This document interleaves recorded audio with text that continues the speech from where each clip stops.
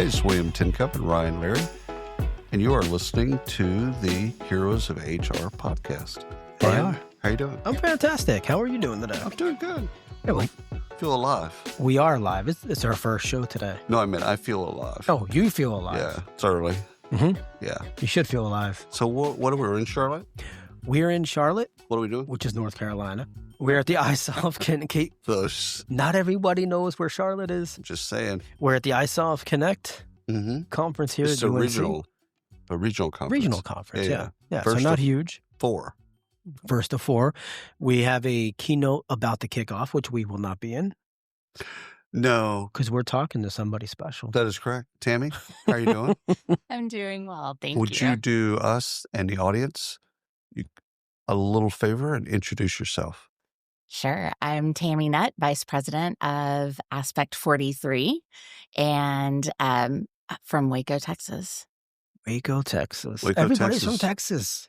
It happens, dude. It's a big state. Yeah, Yeah. it is. Well, our guest Lots of yesterday people. moved to Austin, and also another person was from Houston, so that's Yeah. where he's coming from. I Is gotcha. It's like Arlington, Houston, Dallas, Texas. just Never happens, man. Philly. Yeah. No, We had Jersey. We had a couple jerseys. we did have some jerseys Yeah. in there, Yeah. but they left Jersey. They did. I would leave Jersey too if I was there. They're dirty jerseys. It's down by the beaches. Actually, I've heard is wonderful. Well, you got ocean and sand. Right. Everything else is trash. Okay. No, that seems fair. From what I saw in The Sopranos, I can buy that. There's bodies somewhere. Yeah, that's fair. Tammy, you're here. You're doing a keynote. I am talking about AI and HR compliance. Wow. Okay. So So- what do we need to know about HR and AI? What is AI? compliance? That's what I want to know. It's a good question. We're going to talk about what that is. But yeah, so AI is everywhere now and Right. has been. It started kind of more visionary. It's becoming real. And we seem to have skipped over the making sure that how we use it is how we should use it part. Yeah. And there's some compliance issues in there that HR professionals really need to be aware of. 100%. And actually it's a great opportunity for them to take the lead on. So are you And thinking so- about compliance in terms of AI helping HR being compliant or the AI being compliant? the AI being compliant? Correct, There's okay. some great Got it. of the other where Yes. AI is helping HR Right. be compliant. That I love that. I love that too. Love that. Do we have all the I-9s? Yes, Yeah, all the great things. Calculates it Yeah. in 3 seconds. Like, yes. Yes, Do the work. please. Let me Fantastic. know that this is not, this is going to make somebody go over 40 hours and I need to get Mhm. approval Right, and all right, those right, sorts of things. right. So there's great work being done there. A lot of cool tools that do that. Yes. This, what we're going to be talking about today is really more about how to ensure that the way companies are using AI, Right. especially in HR, is being done in a compliant way. So more of ethical AI and audited AI-ish? Yes. Yes. So this is the last I checked, so date this. But Rejig was one of the only HR tech firms that I know of that had third-party auditing of their AI, meaning they had a university that they paid a lot of money, Right. check, and they went back through all their algorithms to make sure that it was doing what they were supposed to do. And every time that they've had it audited, there was calibrations. And so internally, you see a lot of software firms have that person or team that does the audit. I don't believe in any of that.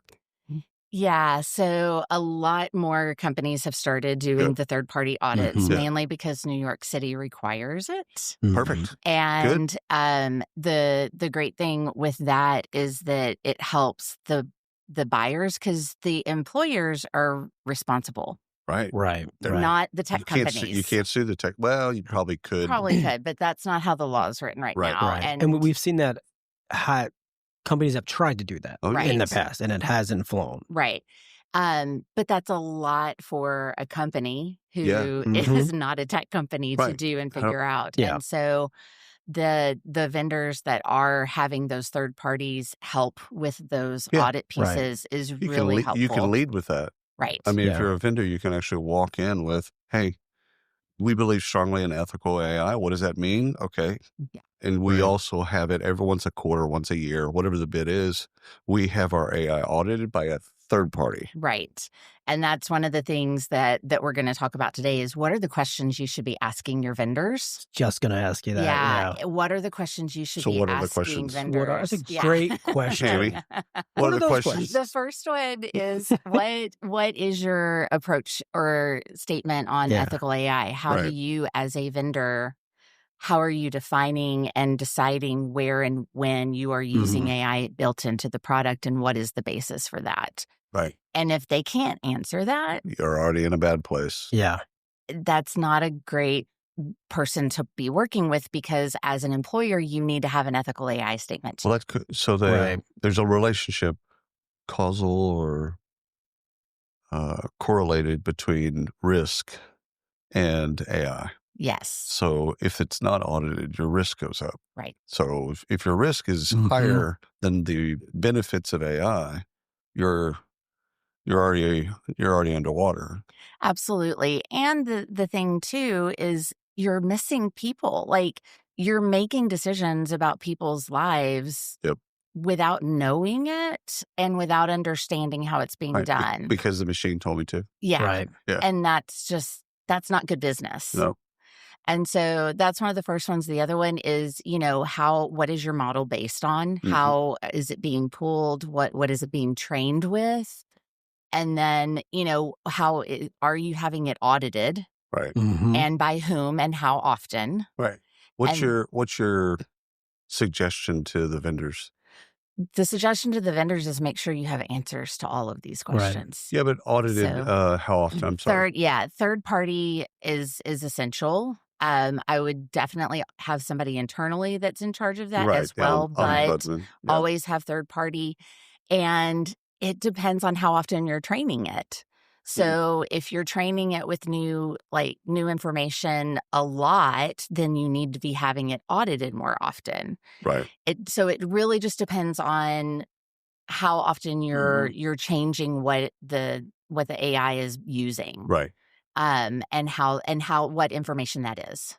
Who should we be asking these questions to? So is this a sales rep that you're talking to, or are we talking to someone else different in the vendor's organization? So your sales team as a vendor should be able to answer all of these questions. Yeah. You need to be training them to be able to answer these questions. Yeah. Well, it's the evolution of features, benefits, and attributes. Right. So now they've got to be able to talk about that stuff as well, and integrations and how data flows. Exactly. How do you verify, though, that it's not just talk? Talk to the customers.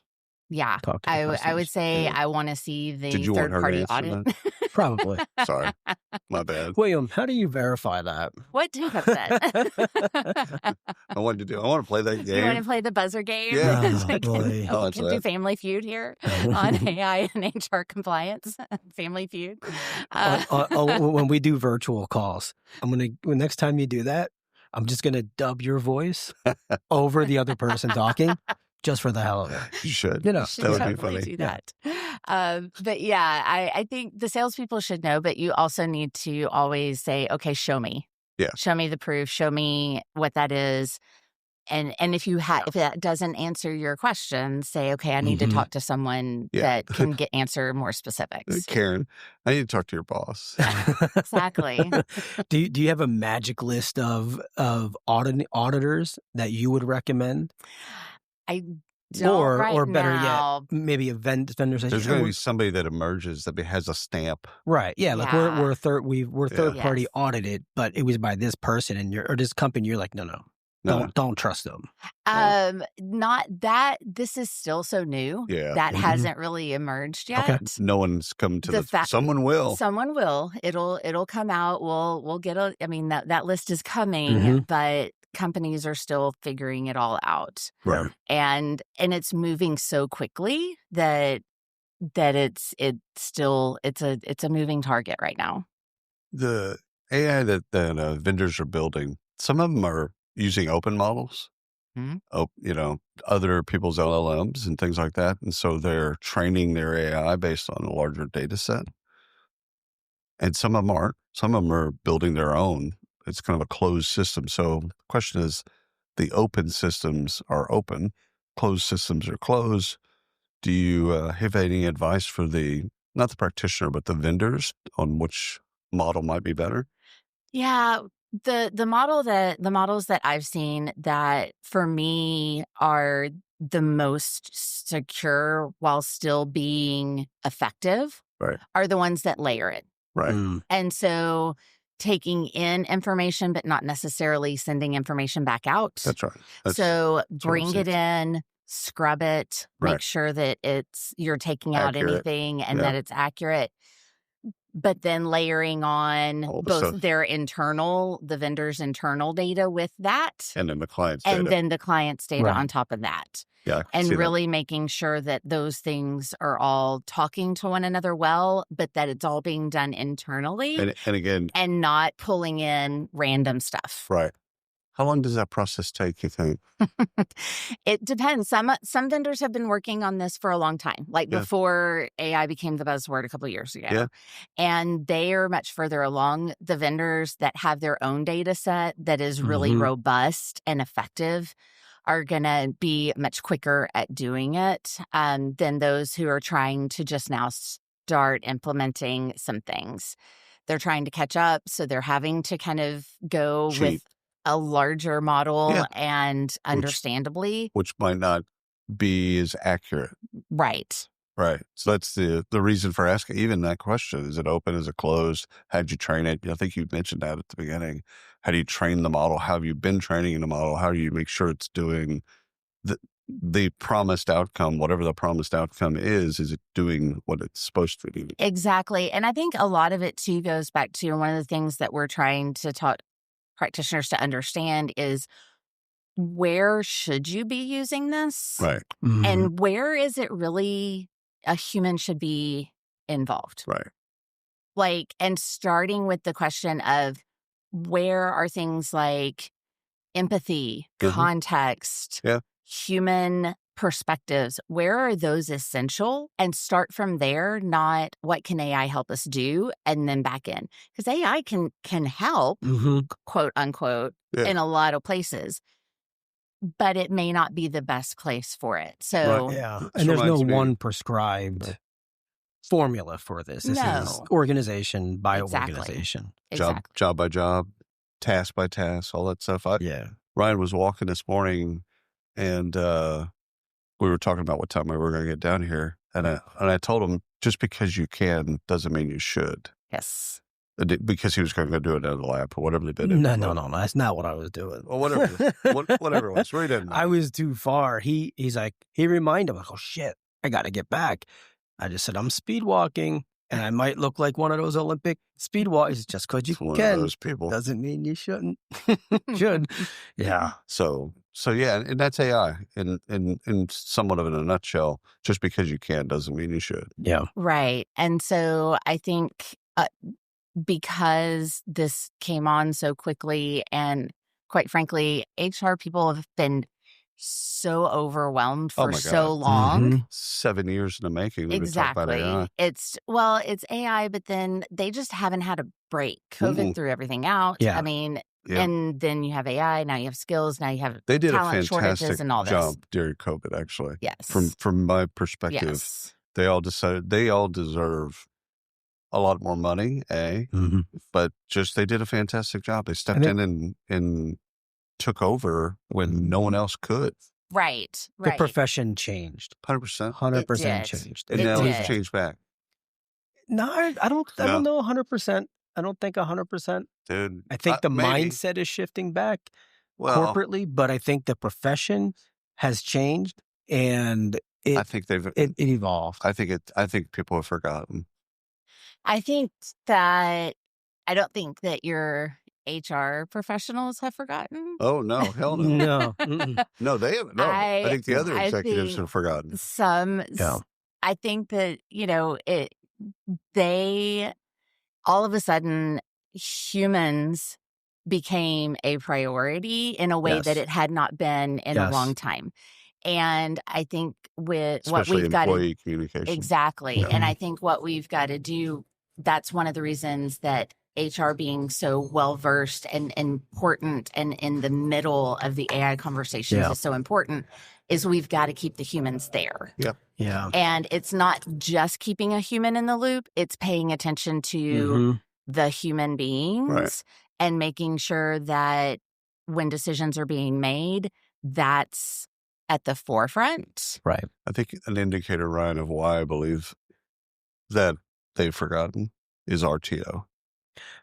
There isn't an HR professional alive that wants to be back in the office after they've proven for 3 years don't need to be in the office. Yeah. So that's why I don't think they're as respected, and people have forgotten. The other executives and the board have forgotten that. The board and the executives, yes. Yeah, and what I was going to say, excuse me, as you were talking, Tami, is I almost feel, I don't know how to word this, but the employee population doesn't really know or understand what HR did, what 100%. The people did to make all of that cohesive for them. Yeah. Even as disjointed as it felt, there was a lot of behind the scenes that they'll never know. Now they don't want to come back, they meaning the employee population. They don't want to, come back to the office, right? They don't want RTO. No one wants to come back to the office. Right. But they want the flexibility of an office. But they're blaming HR. And HR That's interesting. And employees, if they just band it together, it would have to push up. And HR is stuck in the middle right now. Not in a tight labor market. They could band together and just all get fired. So, well, they could, yeah. So I wouldn't do it now. If you're going to play that card, I wouldn't do it at this particular economic moment. Well, and that's the challenge, is that HR, as much as they are always in between. Right, always in between the employees. Yeah. Because you're an advocate for the employee and an advocate for the business. Exactly. Which we've debated before, where do they fall? That's the balance. And so, our survey is showing last year was the first year that sales and savings were the top concerns for companies. Right. In like 14 years. It had always been recruiting and retention. Right. And those two would flip-flop. Those got knocked down. And it's sales and savings, cost savings. Wow. And well, that makes sense. The efficiency part. Exactly. Yeah. And so it's, it tracks. And I think what we've seen HR do is, because of what kind of happened through COVID, is they did get more embedded in the business. They did understand the business requirements, perspectives, and what was happening. Forced into it. And now they are better equipped to be that strategic influencer, advisor, partner in the middle of the business piece. And so it's a matter of being able to balance that, the needs of the business with what is good for the people. Right. Because those two things are not mutually exclusive. And so many times they are looked at as being separate, and they're absolutely tied together. So it's just a matter of HR being able to tell that story in a constant, consistent, coherent way. So last question for me is, for years I've told practitioners to look at live software. Crack open a client instance that you have permission to do. And don't look at PowerPoint. Don't look at a demo environment or some type of thing that they can control. I feel that way even more about AI. Like, I don't want to see a controlled environment. I want to see how it actually works. I don't need to know how it works. Well, this got romantic really quick. That's right. But I don't need to know exactly all the ones and zeros part. I want to know that it can do the thing and it's live. There's so many vendors that market the roadmap, especially in AI. Yes. So everybody loved your comments. Yeah. That happens. And the romantic part is because the lights came down. People won't know what you're talking about midstream. Like, it just got romantic. People rarely know what I'm talking about. I'm well. Why did it get romantic? Yeah. I'm well adjusted. I mean, we're friends, Tincup, but we're just talking software. Just talking software. We only live an hour and a half from each other. We're good. So what's your advice for them? I mean, you got the questions, but what about when they look at software? Yeah, I think actually being able to to see it work in real time is really important. And that's one thing that I would put a lot more emphasis on talking to current customers, talking to people that have used it, to be able to be like, hey, they say it does this, does it? Right. Does it really? Prove it. Yeah. And that's cool. And being able to be like, hey, these are the things that I need. But you've got to know that 100%. as the practitioner, you've got to know what it is you want it to do. Salespeople can do jazz hands. And yes. And so I think a lot of what we just need practitioners, we've got to help them understand this better in a really practical, understandable way that they I think that's a research report, Ryan, that possibly comes out of Aspect in July or August. Yeah, just it's a buying guide. Here's the 15 questions you must ask, especially before HR Tech. Would be nice. Yes, so that just put all this work on our plate. Oh, 100%. I'll take it. I'll take do anything in August. All right, Tami. Final question. You have a keynote. Today, at some point today, what do you want people to walk away with? I want them to walk away feeling better equipped to go have conversations with their C-suite, with their HR leaders, with vendors, to be able to be like, here's what we need to do. Here's the steps I'm going to take tomorrow. Because my thing is I want them to be able to walk out and know what to do tomorrow. Right. And just have some practical things that they can walk away with. Drops mic, walks off stage.